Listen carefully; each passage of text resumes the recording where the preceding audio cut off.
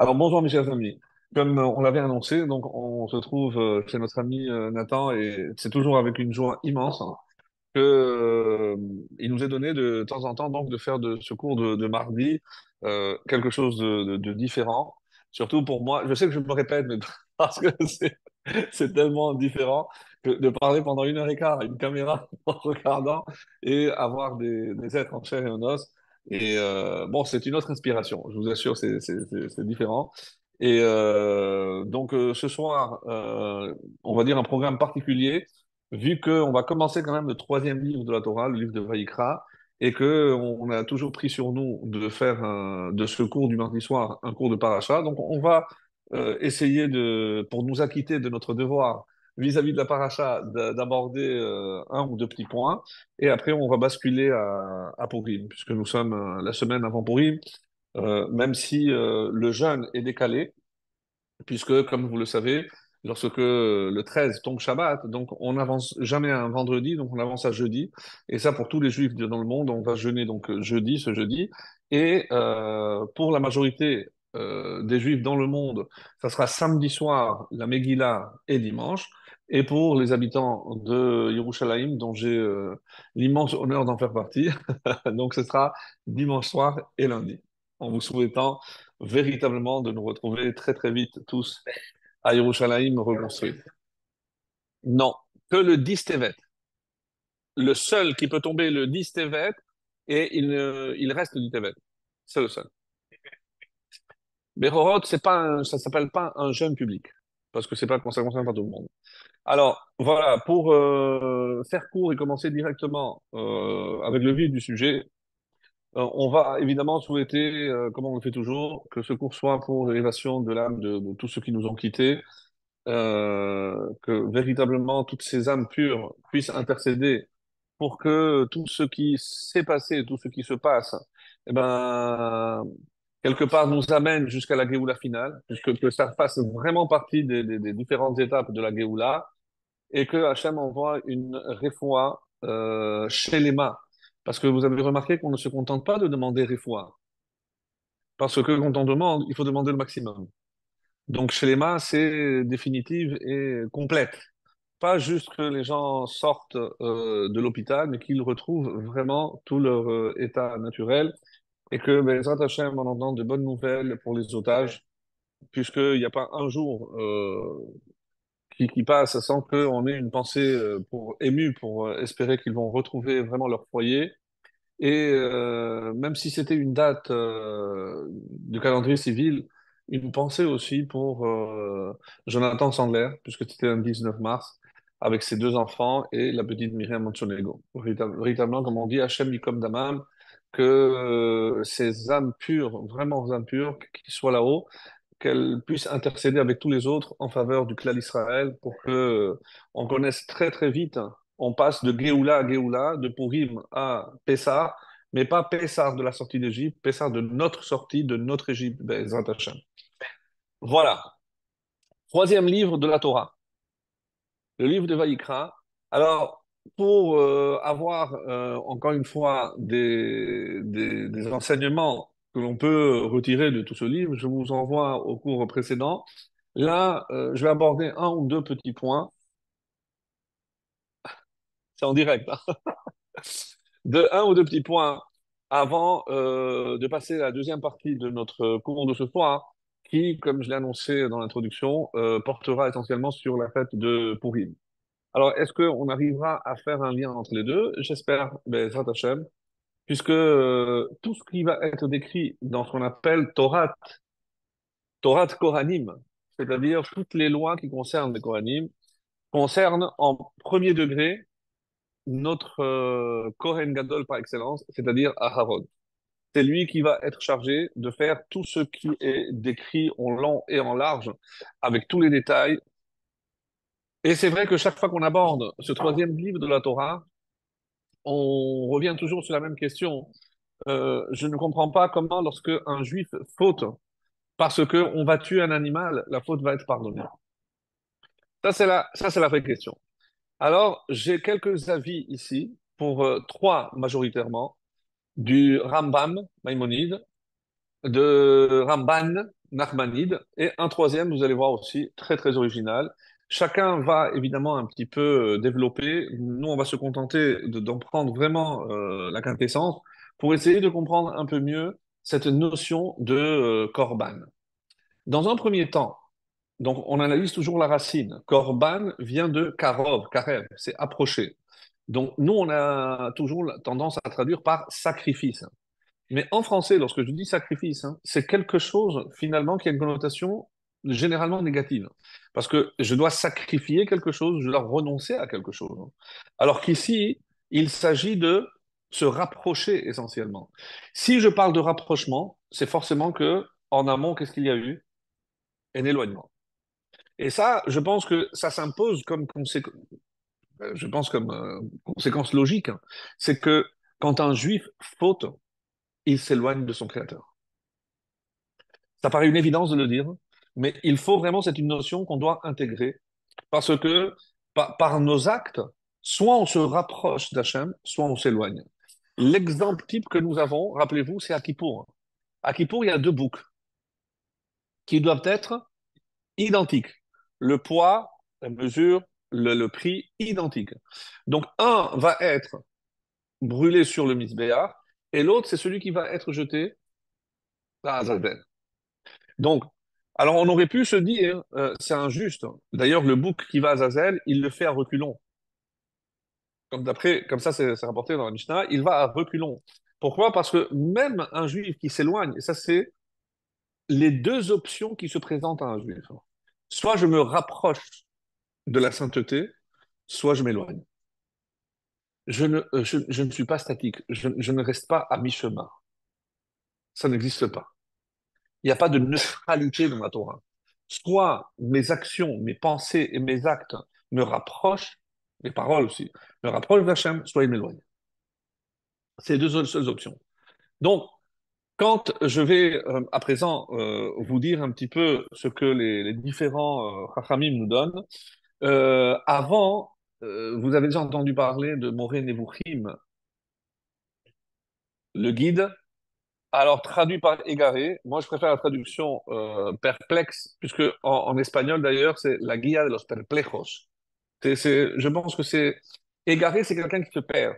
Quelqu'un de perplexe, c'est quelqu'un qui est un petit peu navore. Et c'est vraiment la vraie définition. C'est quelqu'un qui est un peu perdu, mais dans le sens où je ne sais pas si je dois aller à droite ou à gauche, je ne sais pas où j'en suis. Voilà. Donc, et il explique dans Moré Nevuchim, dans, dans beaucoup de détails, il essaie de donner une explication rationnelle au korbanot. Et qu'est-ce qu'il dit? Je vous le lis, parce que j'ai copié quelques parties. Euh, Comme ça, c'est rapporté. Moré Nevuchim, c'est le troisième chapitre, donc le paragraphe 46. Tama korbanot. Quelle est la raison d'être des korbanot? Ça, c'est Rambam qui cite. Ba'avour, shehamnitzrim vehakazdim hayu avdim labakar velatson. Il faut savoir qu'à l'époque, il y avait les deux grandes civilisations, c'était les Chaldéens et les Égyptiens. Et ils servaient le gros bétail et le menu bétail. Le talé, le veau pour les uns, et pour les Kasdim, c'était le séhir. Le séhir, c'est les boucs. Kichen yitkaperu ha'avonot kichol. Comme ça, il dit. Madve vechol choli lo yitrape ki im behaprecho. Une maladie ou une souffrance, elle ne peut être guérie que par l'inverse. C'est l'antidote. Donc, alors, je n'ai pas analysé parce que vraiment ça vaudrait la peine, mais pour essayer de descendre et comprendre ce que le Maïmonide essaie de nous dire, puisque ils ont vu faire les civilisations dans lesquelles ils étaient mélangés, donc pour eux maintenant, ils servaient ces animaux. Donc maintenant, nous, pour annuler cette avodazara, donc on va faire l'inverse. On va prendre ces animaux-là, eux, ils l'utilisaient pour l'idolâtrie, nous, on va les utiliser pour Hachem. Rambam. Si vous voulez rigoler un bon coup, Vous prendrez le commentaire de Nachmanide, Ramban, mais il le descend d'une façon. Il dit des termes, mais c'est d'ivrei Havaï, mais c'est des paroles vaines. Comment il a pu dire une chose pareille? On va imaginer que c'est uniquement parce que les nations en ont fait une avodazara que nous, maintenant, en contrepartie, on va utiliser les mêmes animaux pour les sacrifier pour Dieu. Et la preuve, il dit, Noach a déjà aussi fait un sacrifice. Adam a fait un sacrifice. Et on ne parle pas de faute, et on n'a pas dit parce que les autres faisaient Avodazara. Il n'y avait pas d'Avodazara à l'époque. Donc, il casse le Rambam d'une manière. Ah non, il faut voir, c'est avec des termes d'une cruauté et d'une dureté. Bon, mais c'est de vrai espagnol. Ah, le sang chaud, non, mais c'est incroyable. Vehine divrei Havaï, c'est des paroles vaines. Comme ça, il commence. C'est chaud, vraiment, c'est chaud. Non, il est. Quand il rentre dedans. Alors, il dit, là, Noach écrit, Lohayu Mitrim, bah, à l'époque de Noach, il y avait ni Égyptiens, ni Gazim. Qu'est-ce que tu me racontes? Rambam, qu'est-ce que tu me racontes? Ça n'a rien à voir. Alors, Korbanot, les Korbanot n'ont aucun lien avec la Vodazara, d'après Ramban. Alors, on attend sa proposition. Qu'est-ce qu'il nous propose? Hevel aussi l'a apporté. Alors, qu'est-ce qu'il dit? Quand, écoutez bien, dans la Haggadah, vous vous rappelez, on énumère toutes les étapes qu'on a traversées.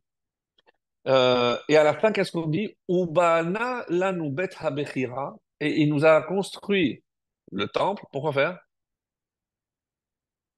Et on dit cette phrase, Lechaper al kol avonotenu, pour expier nos fautes. Ça n'a rien à voir avec l'idolâtrie, avec la Vodazara. À quoi la fonction première du temple, c'est quoi? C'est nos fautes. Pour expier et réparer nos fautes. Aucun lien avec la Vodazara. Donc, il casse avec Rambam. Pour Rambam, c'est une réparation de la Vodazara, de l'idolâtrie dans le monde. Pour Rambam, ça n'a rien à voir, c'est par rapport à nos fautes. Nous, on a fauté, on doit réparer. Et c'est d'ailleurs dans l'introduction, puisque Ramban fait une très très belle introduction sur le livre de Vaïkra, et il commence en disant Sheyu korbanot kapara lachem, velo yigremu ha'avonot lesiluk hashekhinah. Parce que qu'est-ce qu'on a dit? Que quand un juif faute, il s'éloigne de Dieu. Mais c'est à double sens, hein. L'homme s'éloigne de Dieu, mais du coup, la Shekhinah aussi s'éloigne. Donc, pour éviter que la Shekhinah ne se sépare pas définitivement du peuple juif, donc chaque fois qu'il y a cet éloignement, le Corban vient pour ramener, rapprocher les deux intervenants, le juif et Hachem, pour que la Shekhinah ne parte pas. Donc c'est une idée, on l'avait entendu, mais il le dit dans des mots très simples et je pense aussi très très profonds.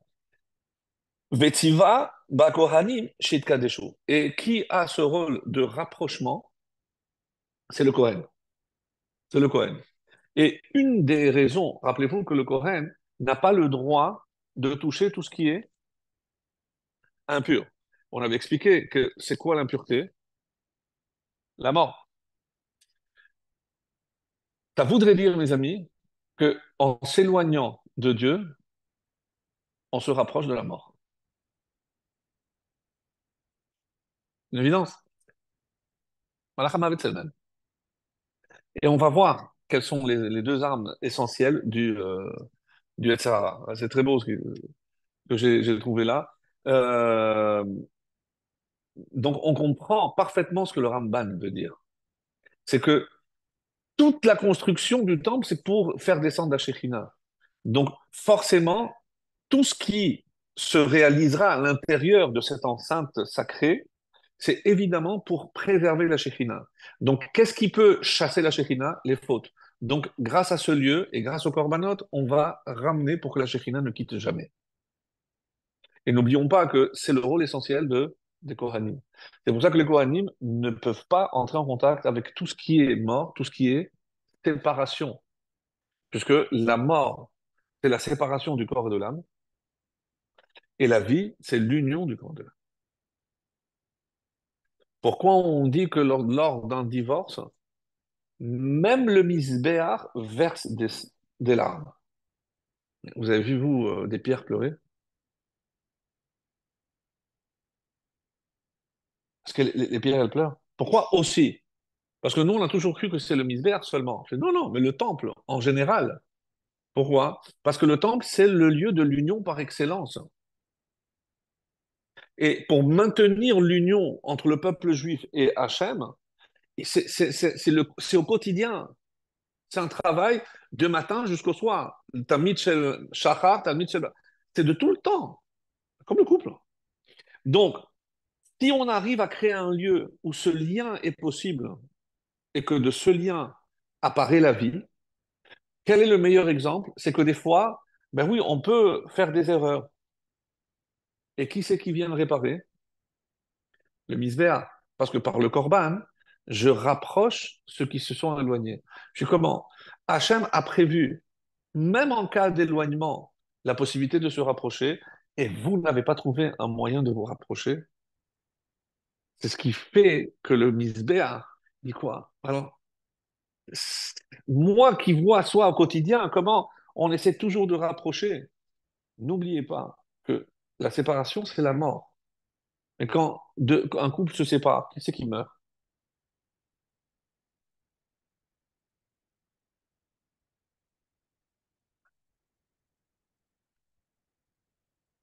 Toujours terre à terre, mon ami, toujours terre à terre, bien là, bien là. C'est dur de dire ça, non, c'est dur de dire ça. Non, non, non, mais vous avez oublié l'essentiel. L'homme et la femme forment un couple. S'ils se séparent, qui meurt? Le couple. Il y a plus de couple.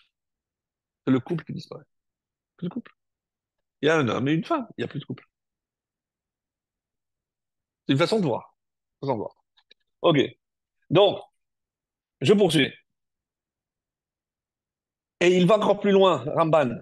Il a dit pourquoi maintenant, si vous voulez comprendre pourquoi on a choisi des animaux, parce que la partie la plus sacrée, la plus pure d'un homme, elle ne peut jamais fauter. Donc, avec quelle partie j'ai fauté? Avec ma partie animale. Donc, en offrant l'animal, je dois penser à ma partie animale que je suis en train d'offrir à Hachem. Plutôt que de l'utiliser pour m'éloigner, maintenant je la rapproche. Et c'est en cela que c'est une réparation. C'est en cela que c'est une réparation. Comme ça, dans son dit, Hagouf roté, chelek behemi, az mevi behema. Puisque c'est ta partie animale qui a fauté, donc c'est maintenant, en amenant l'animal, il faut que tu penses à l'animalité qui est en toi.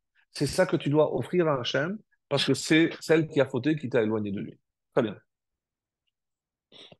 Alors, vient le Maharal, c'est troisième opinion, ni Rambam, ni Ramban. Lui, il dit autre chose. Vous avez déjà une idée? Vous avez déjà entendu, très original. Ça n'a à voir ni avec Avodah Zarah, ni avec les fautes, rien du tout. Quand j'apporte un korban, donc il y a sur le misbéach, il y a le bois. Oui. Après, j'apporte l'animal, et après, il y a celui qui offre, le Kohen ou la personne. Donc j'ai le règne végétal, le règne animal et l'homme. Qu'est-ce qui manque? Le minéral. On le laisse pour la fin. Parce que j'ai le deuxième point que je voudrais développer, c'est sur le sel. C'est une idée très très belle. Donc, et qu'est-ce que je suis en train de faire quand j'apporte ce corban? Je lis les quatre et je les élève. Vient le Maharal, dit non, non, qu'est-ce que vous parlez ni faute, ni pas de faute, plus du tout. Adam, quand il a offert, il a fauté. Hevel. Adam est allé voir ses enfants, il a dit écoutez, c'est le 15 Nissan. Il y aura une fête dans pas longtemps. Donc, c'est bien que vous offriez quelque chose pour Hachem. Adam, il savait déjà. Il y avait une faute ici? Rien du tout. Il y avait Abdozara? Pas du tout. Alors, c'est quoi ça? À quoi ça correspond les sacrifices faits par les premiers hommes qui, eux, n'étaient pas. Il n'y avait pas d'influence ni de Abodazara, ni. Pour reconnaître que les mots du Maharal, que tout revient à Hachem. Pardon? Oui, oui, mais il a pas fait le sacrifice pour réparer. D'ailleurs, parce que comme lui avait fauté, il ne se croyait pas en état de remercier Hachem, il a dit à ses enfants de le faire. Très bonne remarque. Il a dit à ses enfants, et c'est ça, et c'est pour ça qu'ils vont chacun offrir, donc c'est pas du tout un animal, mais c'est cette notion d'offrir ce qu'il y a de meilleur, le Maharal va l'amplifier en disant, ça doit englober toute la création. C'est-à-dire, il faut élever les quatre règnes. Et en élevant les quatre règnes, en transcendant, qu'est-ce que je suis en train de dire? Hachem, tout est à toi. Oui. Et pourtant, le Maharal, c'est pas un chassid, hein. Non, mais c'est vrai. Mais c'est très chassidique comme vision. C'est-à-dire, c'est ni faute, ni avodazara, il n'y a pas d'expiation, pas du tout. C'est une vision, moi, j'ai trouvé exceptionnelle. C'est comme quand tu as envie d'offrir à Hachem, je te remercie pour tout ce que j'ai, voilà, je partage, je reconnais que tout ce qu'on a, c'est fait à toi. Et dans ces mots, She'anachnu notnim hakol l'Hachem. Donc c'est cette notion de don pour montrer qu'on est reconnaissant. Mais en donnant, qu'est-ce que je suis en train de dire? Même ce que j'ai, c'est pas à moi, c'est à toi.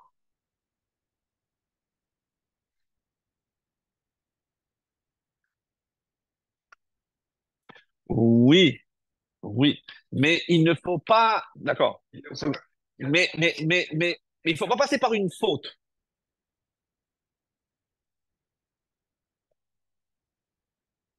Tu as raison, tu as raison. Mais là, encore une fois, lorsqu'on cherche la définition, on va retomber sur les fautes, parce qu'après, et bien évidemment, et on va donner, mais on s'élève et on prend la généralité du sens profond du Corban. Et c'est ce que chacun essaye de définir. En résumé, comme ça je dis, donc pour le Rambam, c'est pour extirper l'Avodazara. Pour Ramban, c'est pour annuler nos fautes. Et pour le Maharal, c'est s'approcher à Hachem en annulant toutes nos possessions et en remettant à Hachem. Ça, c'est un résumé qui vaut de l'or, parce que je vous assure, c'est hyper bien simplifié. On voit trois choses qui n'ont rien à voir. Après, c'est bien parce que chacun choisira qu'il préfère. Bon, je ne vous cache pas laquelle je vais faire, moi. Bon, non, mais c'est- quelle vision je dois avoir des sacrifices, hein. Et vraiment, je pense que c'était important. Alors, ça, c'est le premier point. Donc, je passe rapidement. Et on va maintenant arriver on va pousser un petit peu. Et sur quoi le commentaire suivant se base? Sur le début. Sur une anomalie qui dit Adam qui acrive Mikem Korban. Si je traduis mot à mot, ça donne Adam, un homme, qui acrive, qui offrira, qui rapprochera Mikem de vous, Korban l'Hachem, un sacrifice pour Hachem. Tous les commentaires disent ici il y a une anomalie. Parce que c'est un homme parmi vous qui offrira. Et qu'est-ce qu'ils disent? Adam qui acrive. Quand un homme veut offrir à Hachem, qu'est-ce qu'il doit offrir? Mikem. C'est c'est quelque chose qui est à lui. C'est quelque chose qui est à lui. Alors évidemment, je ne vais pas aller voler de l'argent pour le donner à la Tzedaka. Mais quoique, n'est-ce pas, mon ami? Non, mais évidemment, ici, on dit que Mikem, c'est quelque chose de l'intériorité, quelque chose que... Parce que quel est le danger avec la vision un et 2?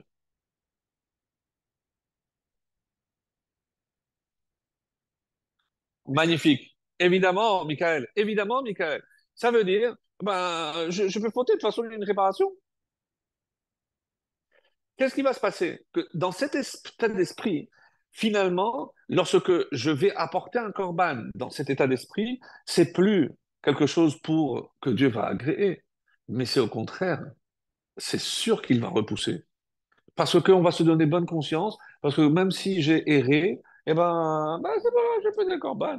Aujourd'hui, bon, c'est pas très clean ce que je fais, mais je fais des tzedaka. Mes amis, c'est la même. Les corbanotes ne sont pas ici pour faire du blanchiment de conscience. Ouais, c'est ça. Mais c'est la pure vérité. Je ne veux pas dire ça. Je ne veux pas dire ça. Et lorsqu'on regarde de près le discours des prophètes, je vous assure qu'ils font trembler. Mais Hachem n'en a rien à faire de vos sacrifices, hein. Ben, bien sûr, ils le disent clairement. À combien de reprises? J'ai apporté quelques passages, vous allez voir. Mais c'est trop. Alors, oui, il faut savoir que les nations du monde, ils sont allés demander à Bilham, pourquoi eux, ils peuvent apporter des sacrifices et se faire pardonner et pas nous? La question est excellente. Ça, eux, c'est les chouchous, quoi. Eux, ils peuvent faire des erreurs, ouais, ils se rattrapent. Et nous, poum, on tombe dessus. Pourquoi ce favoritisme? Qu'est-ce que Bilham répond? Écoutez. Donc, Sha'alouan Bilham, là-bas, l'Israël yesh korbanot, velanu en. C'est pas juste. Pourquoi nous, on n'aurait pas? Moi aussi. Qu'est-ce qu'il a répondu? Vous savez quel est le symbole des corbanotes? C'est très beau dans la bouche, en plus d'un Bilham qui nous déteste comme pas possible. Il dit parce que les corbanotes, c'est le moyen d'atteindre le shalom. Et c'est pas tout. Et qui peut apporter des corbanotes? Mishekibel Torah, Yakriv Korbanot. Parce que comme le Rambam a dit, que Hachem n'a donné la Torah au peuple juif que pour faire régner le shalom dans le monde. Et ici, le shalom, c'est pas la paix, c'est la plénitude. La plénitude, un équilibre parfait entre les hommes et entre les hommes et Hachem. Et ce shalom-là dont il est question ne peut être atteint que par la Torah. Eux, pourquoi ils peuvent faire des sacrifices? Parce que eux, ils ont reçu la Torah. Et c'est-à-dire que eux, ils peuvent ramener le shalom dans le monde. Alors, qu'est-ce qu'ils ont dit à ce moment-là? Ah, Hachem ose les Amoïten. Bilham dit, Hachem, il a donné la force au peuple juif. C'est quoi la force? En ose la Torah. Qu'est-ce qu'ils ont répondu? Hachem yevarech et amo bashalom. Cette phrase a été dite par les Goyim.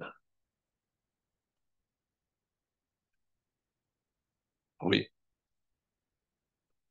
Et ce qu'il a dit, Dieu vous l'a proposé, vous l'avez refusé, maintenant c'est trop tard. Donc pas de Torah, pas de Korbanot. Une erreur, tu payes. C'est tout. Et donc on n'arrive pas à se rendre compte du cadeau merveilleux que tu nous as fait. Vu sous cet angle, il faut que les Goyim viennent pour qu'on prenne conscience de cela. C'est incroyable. Bon, Gemara, Ta'anit Kavzaïn. Il malé Mahamadot lo haya le shamaim va'aretz shum kiyum. Qu'est-ce que c'est les Mahamadot? Là-bas, Rashi et les commentaires disent c'est les korbanot. S'il n'y avait pas eu de korbanot, le ciel et la terre n'auraient pas tenu. Tiens, c'est nouveau ça. Mais nous, on sait. Im lo beriti yomam valayla, chukot shamayim va'aretz lo samti, comme dit le prophète. S'il n'y avait pas beriti, c'est quoi l'alliance entre nous et Hachem? C'est la Torah. Sans la Torah, il n'y aurait pas eu. Le ciel et la terre ne tiennent pas. Donc, la Torah est concomitante au sacrifice. Sans sacrifice, il n'y a pas de ciel et de terre. Sans Torah, il n'y a pas de ciel et de terre. C'est pour apporter une preuve à la réponse de Bilham, qui a dit pourquoi ils ont les corbanotes? Parce qu'ils ont la Torah. C'est un privilège. C'est un privilège. C'est comme ça qu'il faut le voir. OK? Après, quand Abraham a entendu parler des corbanotes, Abraham, il a posé la question. Abraham Sha'al, qu'est-ce qui se passe s'il n'y a plus de temple et qu'Israël faute?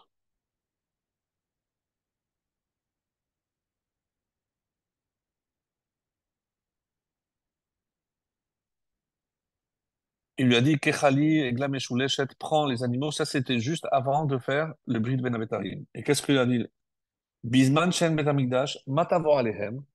C'est Abraham qui a pris cette initiative, je enfin, Hachem.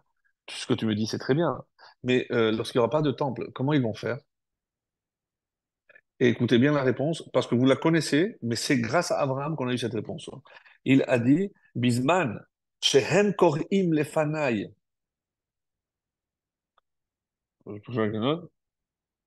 Ma'ale ani ke'ilu makrim lefanai. Lorsqu'ils liront le passage des corbanotes, moi, je vais tenir compte, c'est comme s'ils me les offraient. D'accord. C'est lire.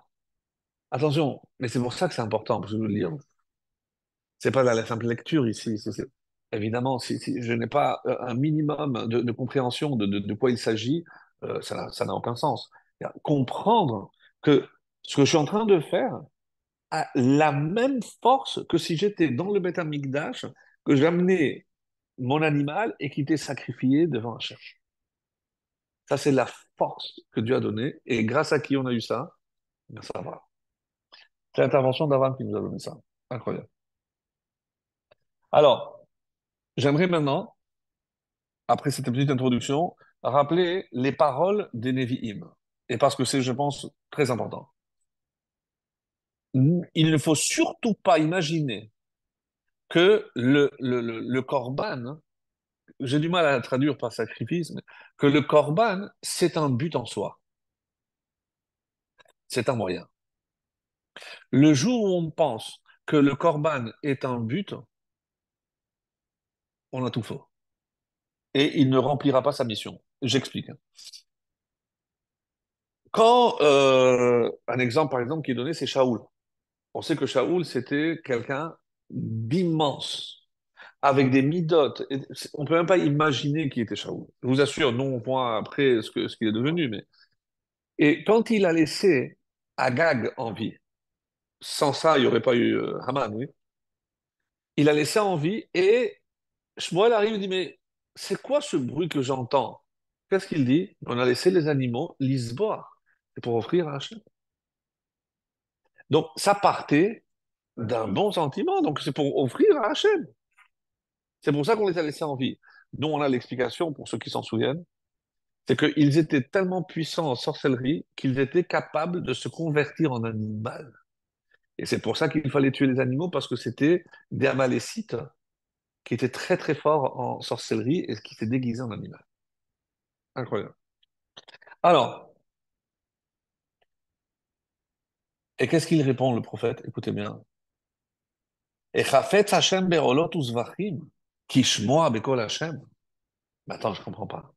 Mais Shaoul, toi, tu crois que le vrai désir d'Hachem, c'est les holot et les zvachim, les holocaustes et les sacrifices, hein?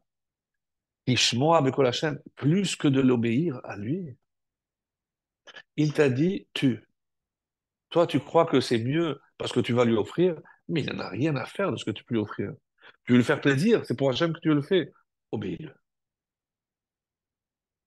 C'est-à-dire, au-dessus de tout ce qu'on peut concevoir au niveau du sacrifice du Corban, il y a accomplir la volonté d'Hachem. Mais c'est immense, immense, on ne peut même pas imaginer.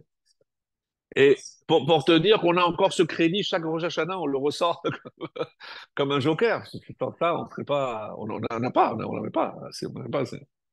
Alors, par exemple, Micha, le prophète, Ma Hashem doresh mimecha, ki im laasot mishpat ve'avat chesed ve'atzina lechet im Elokecha. Hachem, il n'en a rien à faire de tes sacrifices. Tu sais ce qu'il veut, Hachem? Ki im laasot mishpat. Que tu sois juste, que tu appliques la justice. Ve'ahavat chesed. Que tu aimes la bonté. Ve'atzina lechet im Hashem Elokecha. Et que tu marches de manière. Il y a plusieurs commentaires sur ce que ve'atzina lechet. C'est aller de manière pudique.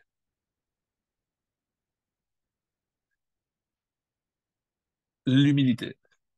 La majorité des commentaires disent c'est avec humilité. Humilité. Adam shechote ou mevi korban, en korban le ratson et la le avon. Celui qui faute en disant j'apporterai un korban, sache que non seulement il n'est pas agréé, c'est pas les ratson, mais l'avon, c'est encore tu aggraves ta faute.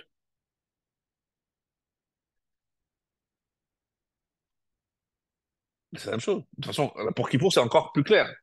Achoté, celui qui faute en disant Kippour va expier, Kippour n'expie pas. Que c'est clair et net. Il n'y a même pas de doute. Même pas de doute. Alors, ce que je disais tout à l'heure, hein, Adam qui écrit Mikem, c'est le Sforno, qui développe là-bas d'une manière vraiment très belle. Donc, moi, je vous ai dit vraiment le.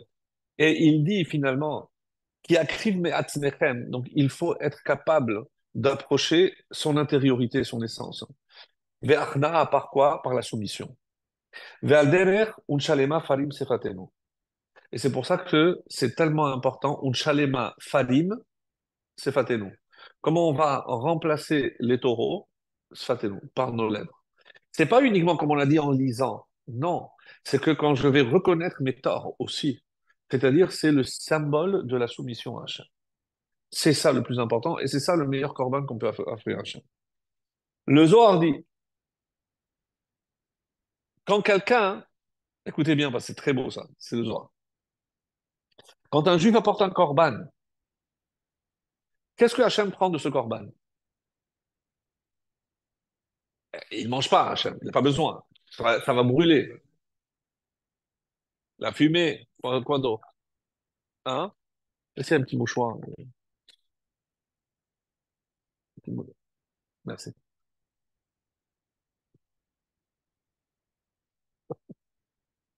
C'est c'est pas le top. Ça. Alors? Non, c'est bon, c'est bon, c'est bon. Alors? N'importe quel corban. Du corban, qu'est-ce que Hachem va retenir? Le Zohar, je vous le dis. Hachem loker na korban, rak retzon halev. La volonté du cœur. Veshivrono shel adam et la brisure de l'homme. Comme il y a marqué, un cœur brisé, c'est le vidouille. C'est le vidouille. C'est-à-dire, c'est parce que si j'apporte juste l'animal, mais comme quelque chose de mécanique, et pourquoi c'est important pour nous? Parce que des fois, la tfila, elle a aussi cette odeur de routine. Et bon, je dis pas qu'il faut passer 10 minutes, parce qu'il y en a qui pensent qu'au contraire, plus c'est long, plus on se déconcentre. Et c'est pour ça que les chassidim, eux, en 2 minutes 30, c'est liquidé. Donc, chacun doit trouver son rythme. Il y en a qui ont besoin des mots pour se concentrer et ne pas s'éparpiller, alors qu'ils prennent un livre. Il y en a d'autres qui, au contraire, avec le livre, après, tout est flou, ils partent. Euh, chacun doit essayer toutes les méthodes, juste sérieux, chacun et trouver la meilleure méthode qui lui convienne, en sachant que s'il peut se concentrer 3 4 minutes, alors il fera la mina 4 minutes. Et ne me dites pas, oui, mais lui, en 2 minutes, il est déjà de la chazara. C'est pas grave. Toi, tu fais à ton rythme. Toi, tu dois faire à ton rythme. C'est très important. Je vous assure, c'est très important. Alors, c'est pour ça qu'il dit, le Hani qui n'avait pas de quoi apporter l'animal, qu'est-ce qu'il apportait? De la farine. Et avec quoi ce pauvre apportait la farine? Il dit comme ça, Hasoletba milev ha'ani. Et ça vient de son cœur. C'est évident que s'il pouvait apporter plus, il l'aurait fait. Mais qu'est-ce que Hachem analyse? Qu'est-ce qu'il voit? Il ne voit pas ce qu'il a dans la main. Qu'est-ce qu'il voit? Il n'a rien à faire. Hachem, il a besoin de ce que tu peux lui apporter. Il voit ton cœur. Adam qui écrive Mikem. Hachem, il voit ton cœur. Tout à fait. Mais c'est une façon d'offrir aussi à Hachem. Exactement la même chose.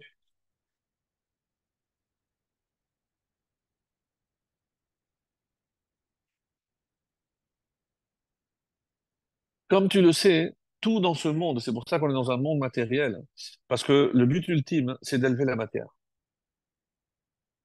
Et c'est pour ça qu'on est là. Et regardez la phrase, Hachem lo et godel la. Il va pas voir la quantité, la qualité. Qu'est-ce qu'il regarde? Halev shenimtza me achore hatoren. C'est a- avec quel cœur il a donné. Donc, qu'est-ce qu'on retient du corban? C'est ni l'animal, ni la quantité, ni le poids, c'est la façon. C'est le cœur avec lequel il a donné. Ça, c'est le plus important. Tout le reste, c'est des détails. Et la preuve, c'est pour ça que si on a perdu le temple, il n'y a plus de korbanot. c'est que dès que le cœur n'y était plus, Hachem, il ne voulait plus des corbanas. Ça, vous n'avez pas compris. Je n'ai rien à faire. Vous croyez que j'ai besoin de vos animaux?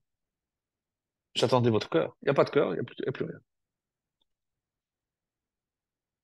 Vous vous rappelez l'histoire, je vais raconter une fois, ça.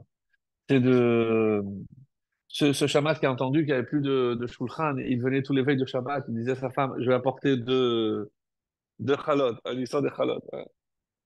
Mais c'est la même chose. Et moi, ce que je retiens de cette histoire, c'est la phrase que le chaliar du Harizal, parce que qui c'est qui a découvert le poteau rose? C'est le Rav qui était là-bas. Il dit, mais qu'est-ce que vous faites? Toi, tu apportes, tu crois que c'est Hachem qui le prend, mais l'autre, le shamash, il vient, c'est lui qui les prend. Allez, arrêtez, rentrez tous chez vous et arrêtez avec vos. Quand le chaliar est venu, le Harizal a entendu, il lui a dit une phrase qui fait frémir. Prépare ton testament parce que dans la semaine, tu es mort.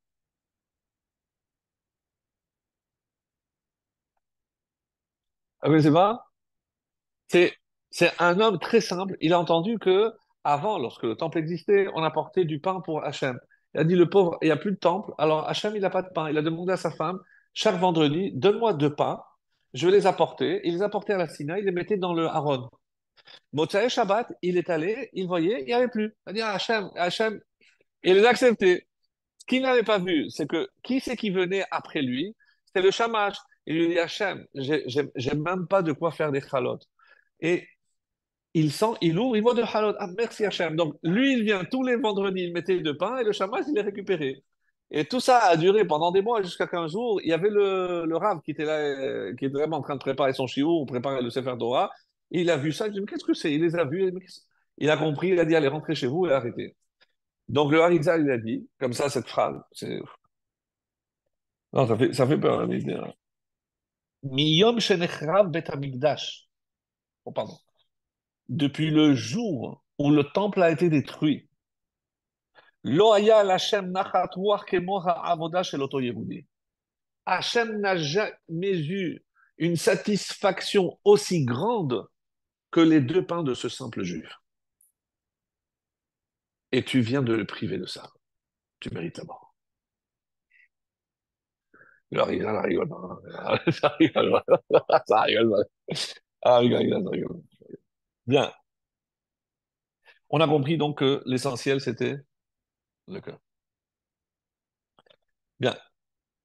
Quand, et j'arrive à la dernière partie, après on passera. Dans la suite, et on le rappelle d'ailleurs tous les matins dans la Ktoret, il y a deux choses qu'on ne pouvait pas offrir sur le misbéach. Kichol seor, vechol devash, lo taktiru mimenu. On ne peut apporter ni le vin, ni le miel. Alors, il y a beaucoup de réponses. Pourquoi ces deux ont été interdits? Il y en a qui disent parce que les goïms, ils offraient. Alors, d'après l'explication du Rambam, ça rentre bien. Puisque si eux, ils offraient, alors nous, on n'offre pas. Parce qu'on pourrait pas. Et comme eux, ils n'offraient pas de sel, alors nous, on offre le sel. Ça, d'après la logique du Rambam, ça rentre bien. Mais bon, c'est pas la seule réponse, vous imaginez bien. Et il dit comme ça. Non, non, non, non, non seul, le vin, la levure. Ce qui fait monter, c'est or. Ouais, ouais, ouais, ouais. Non, bien sûr, il y a. Donc, alors, moi j'avais entendu une fois, même si je l'ai pas apporté ici, parce que le levain altère la forme et le miel altère le goût. Et quand j'offre quelque chose à Hachem, je dois l'offrir de manière naturelle. Je ne dois pas gonfler, faire semblant, et rajouter un adjuvant qui va masquer le frigo. Très bon, c'est très simple, mais cette explication, ça m'avait beaucoup plu. Bon, ça c'est une autre explication. Mais le Balatourim nous dit, parce que ces deux aliments représentent deux facettes du Yetzirara. Ah, deux facettes du Yetzirara. Et comme c'est dit Balatourim, euh, les fiches Yetzirara dommaient la Seor. Pourquoi? On va voir. ומטעם זה גם כן הזהיר על הדבש שיצר הרע מתוק לאדם כדבש. Quand le Yetzirah, il te fait fauter, il va te faire goûter la douceur de la faute. Parce que un Adam choté velolo, si je n'ai pas un petit profit dans la faute, je ne le fais pas. Donc, au début, la faute, elle a un goût doux. C'est la vérité. Donc, et il dit, c'est quoi les deux armes du Yetzer Hara? Une, qu'est-ce qui fait gonfler l'homme? Gava, Gava, c'est l'ego. C'est- Il se prend. Et parce qu'il pense qu'il mérite. Alors il va s'énerver lorsqu'il n'a pas. Après, tout s'enclenche, évidemment.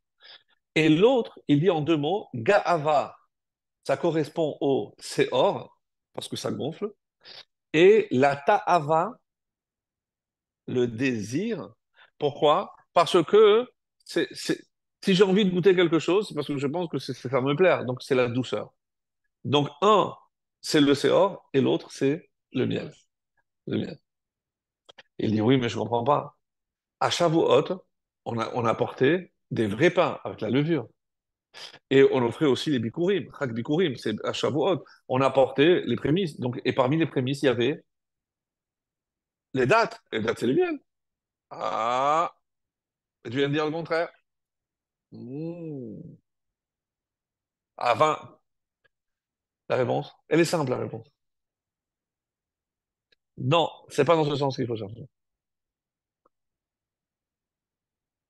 Non. Si la règle, c'est qu'il n'y a ni de levure, ni de miel, point. Alors, comment à Shavuot, oui, tu fais? Qu'est-ce que... Shavuot, c'est quoi? Là où il y a la douceur de la Torah, elle, elle protège du mauvais orgueil et du mauvais miel. Parce que quand j'ai goûté à la Torah, la douceur, je n'ai pas envie de goûter autre chose. Très bon, très très bon. Et c'est comme ça que c'est la réponse qui est donnée. C'est-à-dire que là où la Torah, elle protège, donc je n'ai rien à craindre. Parce que celui qui possède vraiment la Torah, il est un. Et celui qui a goûté Ta'amur ou Kitov, celui qui a goûté la vraie Torah, il n'a pas besoin de chercher ailleurs, parce que la douceur de la Torah l'emporte sur le reste. Et comme c'est matin Torah, alors je peux. Désolé. Très bonne réponse. Alors, quoi? C'est pas vrai.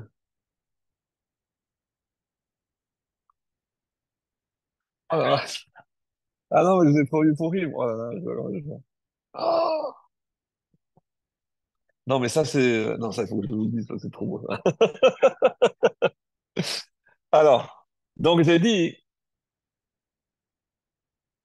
on a parlé des vaches et du Séor, et on n'a pas parlé du sel. Alors, le sel. Ah, certains s'en souviennent peut-être, parce qu'on avait une fois parlé du sel, mais c'est trop, trop beau. C'est trop, trop beau. Et surtout qu'il y a une halakha dans le Shulchan Aruch, écoutez bien, c'est que quand on est très nombreux à table, on est très nombreux à table, et tout le monde est en train de faire Netila. On n'a pas le droit de s'interrompre entre Netila et le Motzi. C'est une halakha que tout le monde connaît. Oui, mais lorsqu'on est 20 à table, il y a une hara, et qu'on doit s'attendre, alors, bon, entre et vient le Rama et il dit, et c'est là où le Satan va venir pour accuser. Regarde, ils ne font rien. Ils ne font rien. Quel est le remède qu'il faut faire, avoir? Mettez du sel à table. Il y a le sel, le Satan, il arrive, il vole le sel, ciao. J'ai pas compris. Comment comment j'explique ça? C'est quoi cette histoire du sel? Non, je suis en train de vous dire, la pure vérité, c'est comme ça. Alors, je ne comprends pas. Quel est le sel? C'est vrai. Mais alors, vous allez voir d'où vient le sel. D'où vient le sel? En tout cas, et c'est comme ça que c'est apporté dans le Shulchan Aruch, après ce que je viens de vous dire, écoutez bien, que le sel sur le shulchan qui est assimilé au misbéach, magen al hapurhanut, il nous protège des malheurs et de la misère. Qu'Hachem nous protège. Mais le sel, prends le sel, prends le sel. C'est le Tosfot qui dit Yoshvim ou mechakim lamotzi, harbezman, Satan ba ou mekatreg. Le Satan vient accuser. Regarde les Juifs, ils font rien. Tassim melach, et alors, Brit melach tagen. Et l'alliance du sel, elle te protège, tu n'as rien à craindre. Il y a tellement de questions. Pourquoi il viendrait attaquer au moment où on mange? Et pourquoi? Parce que n'oubliez pas que la table est comparée au misbéach. Donc, on est là, on est là pour offrir quelque chose. Et là, on est en train de perdre le temps, on fait rien. Tu regardes, ils font rien. Pourquoi tu acceptes leur repas? Ils perdent le temps, ces juifs. Alors, d'où vient le sel? Tout à fait. Oui. Mais pourquoi il a pris une telle place, le Mellah? Ah, par rapport à l'autre, bravo. Bravo. Bravo, l'idée. Alors, vous allez voir, c'est très très bon. Mais alors, on va compléter ce qu'on avait dit déjà. On dit que en quoi est divisée notre planète? C'est comme ça que c'est marqué dans la Gemara. Un tiers terre, un tiers mer, un tiers désert. Lorsque la répartition s'est faite, la mer est venue se plaindre. Pourquoi? Parce que la terre, ben, sur la terre va être construit le Beth Amikdash. Le désert, la Torah va être donnée. Et la mer dit, moi, tu m'as fait un tiers et pourquoi faire? Moi aussi je veux. Hachem vient lui dire, t'inquiète. Toi, on va prélever l'élément constitutif, on va prendre du sel et toi, tu as dit que là-bas, il y a le Beth Amikdash. Eh bien, il n'y aura pas un seul korban, on n'apportera pas de sel. Et comme ça, tu seras aussi présente lorsque on va servir. C'est bon. Mais c'est pas tout. C'est pas tout. Le Zohar, dans Tikkun Zohar, il rapporte comme ça quelque chose qui est extrêmement surprenant parce que nous, on n'a pas l'habitude de dire. D'ailleurs, dans Pirkei Avot, c'est pas dit comme ça. Il dit qu'il y a des machloket chez Ena Leshem Shamayim, il y a machloket chez Leshem Shamayim. Machloket chez Ena Leshem Shamayim, une discorde, une divergence qui n'est pas dans un but noble, Leshem Shamayim, Koach Ve'adato. Là, le Zohar dit, ça, je suis d'accord, c'est la réponse. Écoutez bien maintenant. Et c'est quoi une machloket qui est oui Leshem Shamayim, une machloket qui a un sens?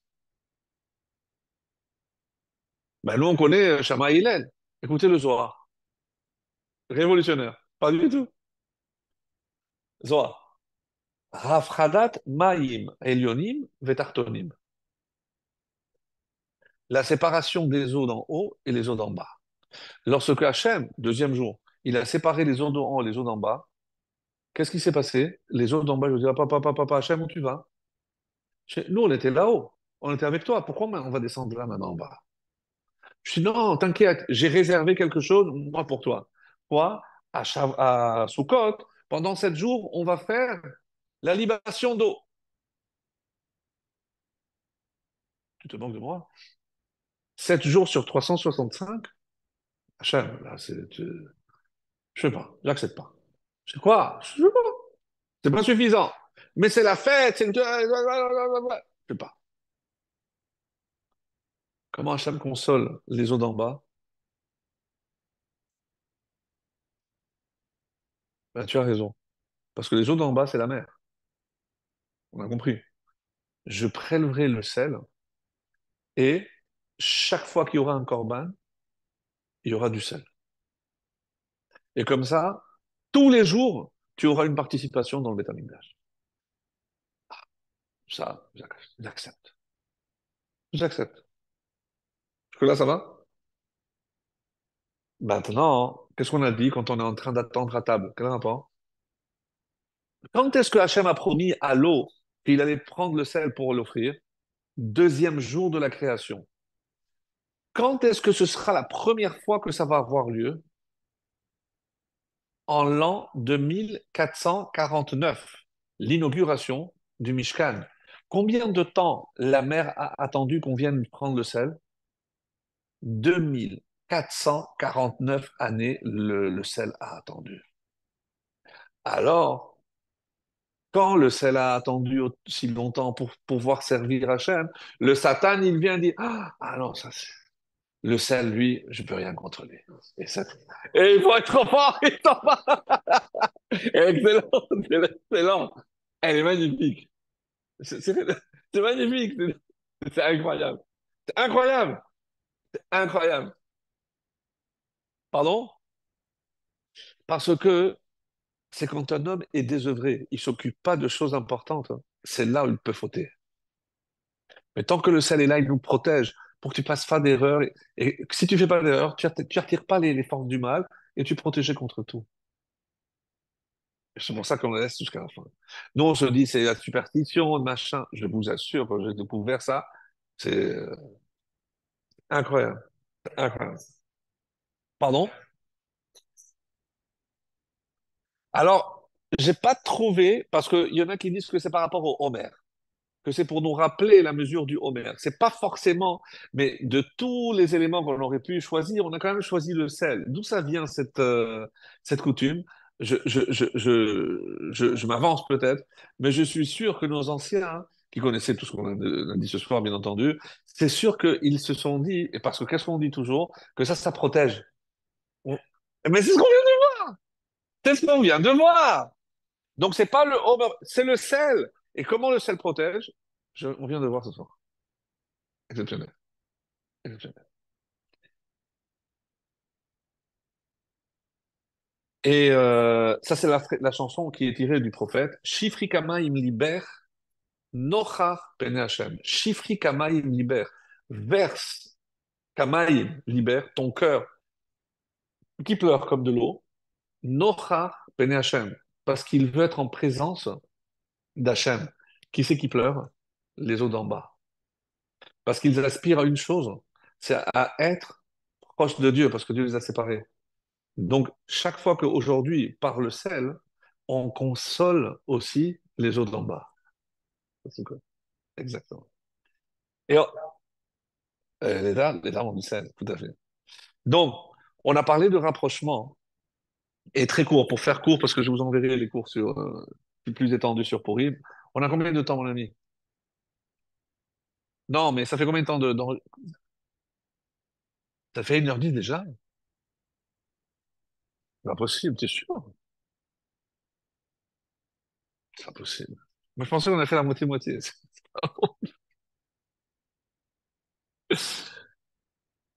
Alors, il y a un aspect de Purim, au moins un, parce que vraiment, je pense, je voudrais insister sur ce point.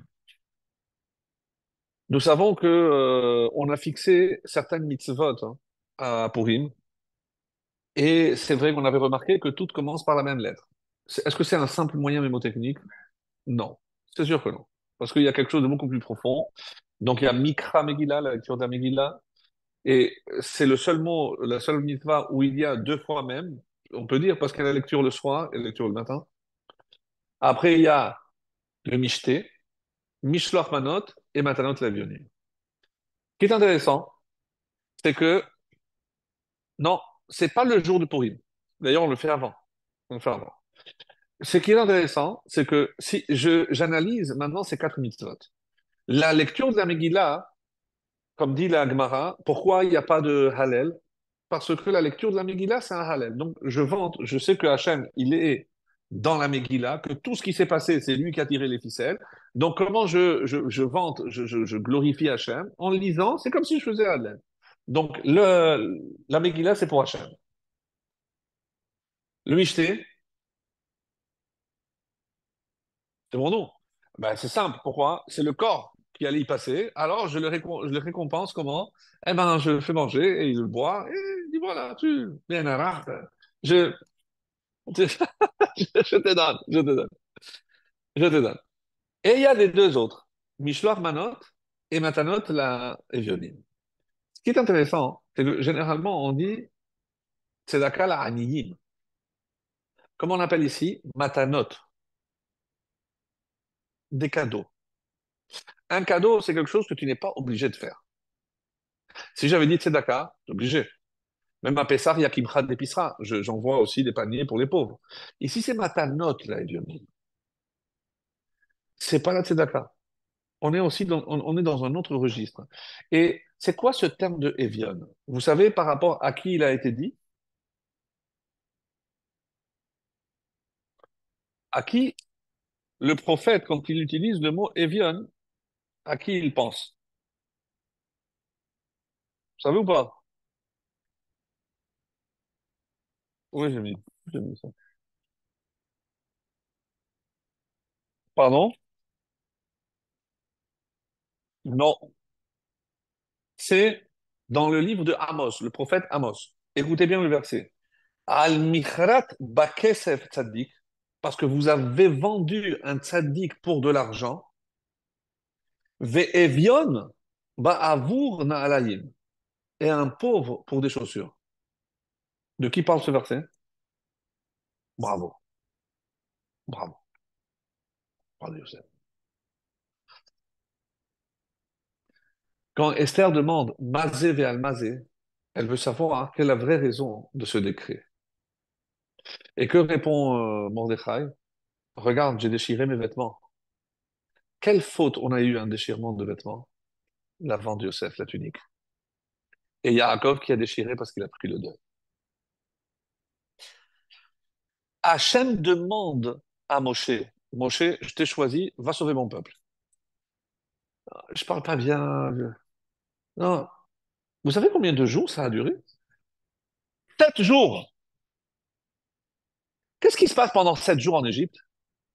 Les fouets, il y en a qui peuvent mourir. Et Moshe, il n'en a rien à faire, il n'est pas sensible à ça. Je comprends pas.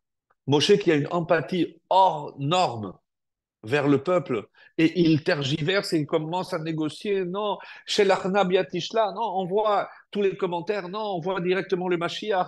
C'est comme ça, on évitera tous les autres exils. Mais non, on voit celui que tu dois envoyer, c'est pas moi, c'est mon frère. Et pourquoi? Ben, moi, je suis parti pendant 40 ans. Qui c'est qui s'occupait du peuple pendant mon absence? C'est lui, c'est mon grand frère. Nous, on a toujours retenu qu'Hachem, il s'est emporté pour ça. Parce qu'il a perdu 7 jours. J'ai une version aujourd'hui, pas du tout. À un moment donné, c'est pas Hachem qui s'énerve, c'est Moshe. Écoute-moi bien, Hachem. On est descendu en Égypte à cause de la haine des frères. Je ne voudrais pas que la sortie se passe aussi en provoquant la haine entre deux frères. Donc, si tu n'envoies pas mon frère, je n'irai pas. Hachem, il sourit. Hazako Baruch Moshe, c'est ce que j'attendais de toi. À ce moment-là, il dit maintenant, tu vas voir que ton frère va venir et il va se réjouir. Qu'est-ce qu'il symbolise Aaron? Puisqu'on parle du livre de Vaïkra. Ohev Shalom, mais Ohev et Aberiot. Il aime deux choses. Le Shalom, on a parlé tout à l'heure, et les Beriot. Sur 4 mitzvot, il y a deux par rapport au prochain. Et pourquoi on utilisait le Evion? Eh ben, ouvrez grand les oreilles, mes amis. La mitzvah de Matanot, la Evionim, elle vient réparer la faute des frères, la vente de Yosef. Et c'est pour ça qu'on dit Evion. Qui t'appelait Evion Je vous apportais le passage. Mishloach Manot, c'est aussi de même. Vous avez remarqué, Mishloach Manot. Qu'est-ce que je recherche avec ces deux mitzvot? Le rapprochement du peuple juif. Mais quel est le rapport avec Aaron?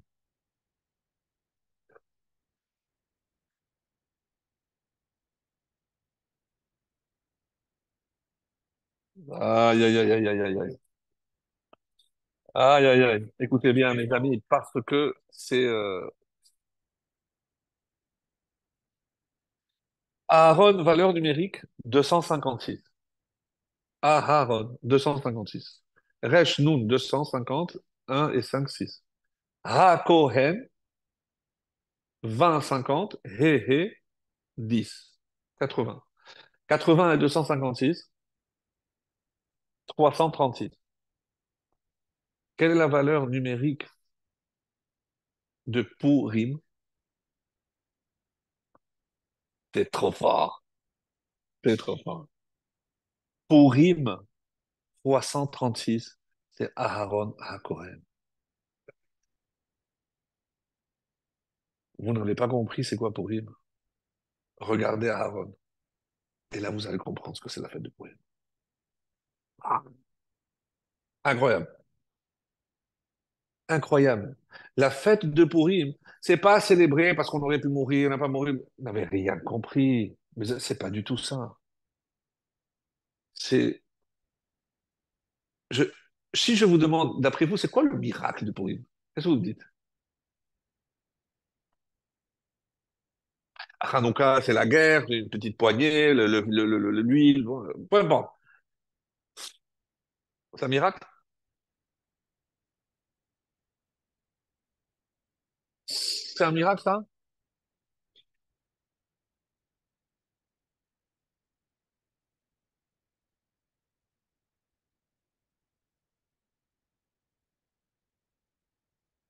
Il a annulé. Ahasverosh a envoyé une missive, deuxième, pour annuler la première.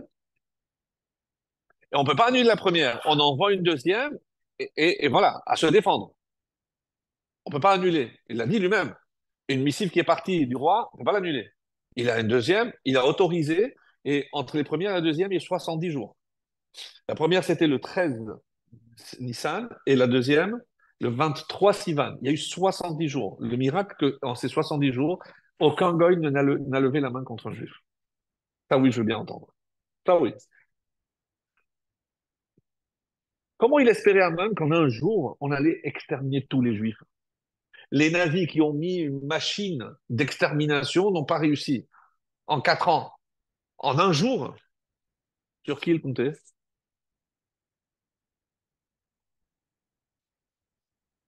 C'était un jour, mais en un jour, tous les juifs devaient disparaître. Mais comment c'est possible? Tous les habitants du royaume de Achashverosh avaient l'autorisation de tuer du juif. Et ils n'attendaient que ça. Ils n'attendaient que ça. Alors ils étaient impatients. Donc ils ont déjà vu la première missive. Ah, il y a du sang juif qui va couler. Mais ils se sont quand même retenus. Ça, c'est un vrai miracle. Deuxième miracle, j'ai dit que le décret, le premier missive, est parti le 13. Dès que Mordechai vient avertir Esther, Esther, qu'est-ce qu'elle lui dit? Va décrète 3 jours de jeûne. Donc 14, 15, 16. C'est quoi le 15 et le 16? Nissan. C'est ça. Tsumu alai al tochlu ve'al tishtu. Je sais ce que c'est jeûner. Non. Ne viens pas me dire, non, mais je dois faire les 4 coupes. Non, je dois faire mon kazaïf de matzah. Arrête. Mais même Mordechai, il a compris. Mais Esther, je ne comprends pas. Mais il y a pas. Pessah. Mais de quoi tu me parles de Pessah? Il n'y aura pas de peuple juif. Tu me parles de Pessah? Tout le monde a écouté une femme. Ça, c'est c'est- c'est surnaturel. Bah, même les barbus, même les religieux, tout le monde a écouté. Qu'est-ce que j'aurais pu dire? Mais c'est pas celle-là qui va me dire ce que je dois faire. Elle vit avec un goy, elle va me dire, moi, pour savoir ce que je dois faire. Mais vous imaginez ce que ça veut dire, l'air kenos et kol hayehudim? Et que tous les juifs ont accepté, ont fait. Le seul autre moment de notre histoire où on était tous unis comme un seul homme et un seul cœur, c'est quand? Matan Torah. Comme on a atteint cette union à Purim, on dit que Kiyemu vekiblu. C'est comme s'ils avaient fait une deuxième acceptation de la Torah. Pourquoi? Dans la joie, mais surtout dans l'union. Dans l'union. Et pour ne pas trop abuser, j'aimerais terminer par une histoire. C'est quelqu'un qui doit m'apporter quelque chose. Je ne vais jamais dire ça, regarde. Non, tu as fait patienter 2 minutes, juste ça. C'est la belle-mère la belle-mère de mon fils. Alors, bonsoir, 2 minutes. Oui, oui, oui. Alors, juste, je termine avec l'histoire. C'est à l'époque, À l'époque du Baal Shem Tov, à l'époque du Baal Shem Tov, il y avait une épidémie. Une épidémie très puissante est en train de décimer les villages juifs et tout. Ils ne savaient pas, donc ils sont allés en courant vers qui? Baal Shem Tov, Baal Shem Tov. Et le Baal Shem Tov, il a dit, je suis au courant de l'épidémie, mais ça a été scellé là-haut, je peux rien faire. Pour le décret de Haman, Eliyahu Hanavi, on dit qu'il est allé réveiller Abraham. Il a dit, c'est scellé là-haut, je peux rien faire. Yitzhak non plus, Yaakov non plus. On dit, mais qu'est-ce que je vais faire? Réveille Moshe. Il est allé voir Moshe et Moshe a posé deux questions. Si c'est scellé avec du sang, on peut rien faire. Si c'est scellé avec de l'argile, on peut. Mais à une condition. Si moi je prie en haut, il faut que quelqu'un prie en bas. Est-ce qu'il y a quelqu'un qui peut prier en bas? Eliyahu Hanavi lui a dit oui, oui, il y a Mordechai. Là, on y va. Donc, quand il y a quelqu'un qui prie en bas, il y a toujours quelqu'un qui prie en haut. Je ferme. Le Baal Shem Tov dit, j'ai vu l'épidémie là-haut, elle est scellée, je ne peux rien faire. Je dis, quoi, comment on va faire? Il y a un seul homme qui est capable d'annuler ce décret. Mais Rav, plus que vous? Je dis oui. Comment il s'appelle? Zalman le Tzaddik. Et où on peut le trouver? Dans tel village. Tel village. Ils arrivent dans le village et ils appellent, on cherche Zalman le Tzaddik. Tout le monde rigole. Mais pourquoi vous rigolez? Chez nous, les seuls tzadikim qu'on a, c'est au cimetière. C'est les vrais tzadikim. Nous, on n'a pas de tzadikim ici. Je dis, mais non, il s'est pas trompé, le Baal Shem Tov. Il y a bien un Zalman. Je dis, oui, il y a un Zalman, mais Zalman d'ivrogne. Je dis, quoi? Je vous le montre. Et il voit un ivrogne par terre, entouré de bouteilles vides et tout. Il se regarde. C'est pas possible. Il y a Madone. C'est pas possible. C'est pas un tzadik, celui-là. Et il le secoue. Vous avez du vin? Je dis, non, mais on vient pour que tu annules. Annule quoi? Qu'est-ce que vous voulez de moi? Laissez-moi tranquille, apportez-moi du vin. Je dis, mais il faut que tu annules un décret. C'est là, chez moi, qu'est-ce que vous voulez? Alors il se regarde, aller chercher du vin. Et dès qu'il voit la bouteille de vin, il commence à prendre un peu conscience. Et ils lui disent, on te le donne, mais à une condition. Prie pour que l'épidémie cesse. Je prie pour que l'épidémie cesse. Tiens ton vin. Avant d'arriver chez le Baal Shem Tov, la voie court, l'épidémie a cessé. Je dis, mais c'est pas possible. C'est quoi ça? Je dis, mais alors il faut aller prier chez les ivrognes. Ils arrivent chez le Baal Shem Tov, je dis, asseyez-vous, je vais vous raconter. Il y a 10 ans, cet homme-là que vous voyez là, ce que vous avez vu, il avait un faible pour les femmes. Et pendant 10 ans, il a économisé pour aller faire la tournée des plus belles femmes dans le monde. Et pendant 10 ans, il a mis de l'argent de côté, il a réuni une somme colossale, 500 pièces, et il s'est dit, ça, je pars en aventure. Le premier arrêt qu'il a fait dans un village, il a entendu une femme, en passant, une femme pleurer à chaudes larmes. Je ne comprends pas. Il s'approche, Madame, ça va, je peux vous aider, qu'est-ce qui se passe? Demain, on va exécuter mon mari, on va le pendre. Je dis, mais pourquoi, Madame? C'est parce qu'on a des dettes, on n'a pas pu travailler, mon mari était malade, on n'a pas pu travailler la terre, on n'a pas d'argent, et comme le Seigneur, il est venu prélever, donc ils ont dit, on doit le tuer. Madame, combien vous devez? 500 pièces. Halte, quelques moments d'hésitation. Madame, venez avec moi, on va chercher votre mari. Mais ils arrivent devant le Seigneur, ils posent le sac. Je vais compter, le compte est bon, sortez le prisonnier. Ah, merci, merci, merci. Dans le ciel, raz-de-marée. C'est un tzaddik, cet homme. Il a renoncé à 10 ans, ça fait 10 ans qu'il attend. Alors, on s'assoit maintenant, on se voit siéger. Quelle récompense on va lui donner? Parce qu'il mérite une récompense. Tout le monde est d'accord. Un homme qui a été capable de faire ce qu'il a fait, tout ce qu'il dira, ça se réalisera. Les malachim me disent, c'est pas possible. Je sais pourquoi. Je dis, mais il va demander le Mashiach, il va demander Hermétique, c'est pas possible. Je dis, bon, on a une solution. On va l'assommer avec le vin. Le Baal Shem Tov, il leur a dit, vous comprenez maintenant pourquoi il boit? pour l'empêcher de faire tout ce qu'il a à faire. Quel est le seul jour où on nous demande de boire?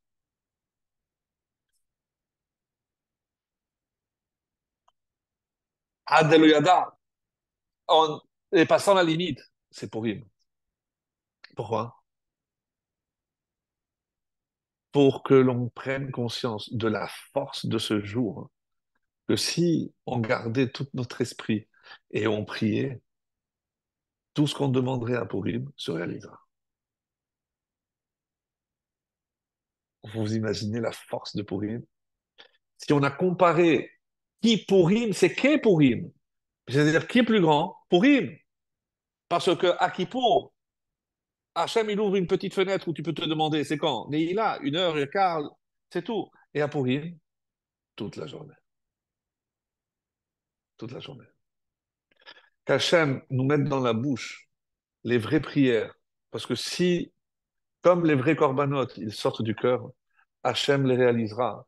Et on passera de la délivrance de Purim à la délivrance, pas de Pessah, mais à notre délivrance finale, Bezrat. Voilà.